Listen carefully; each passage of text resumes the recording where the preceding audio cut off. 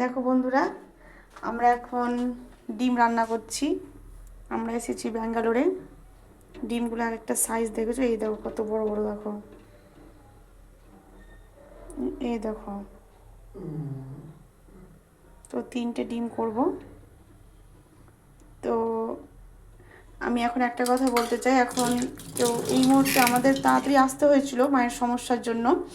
তো এই মুহূর্তে কেউ ব্যাঙ্গালোর একটু আসলে একটু অসুবিধার মধ্যে পড়তে হবে, যেহেতু তোমাদের ঘর ভাড়া নিয়ে তো একটা যা আছে আছেই, আর বিশেষ করে গ্যাসের জন্য।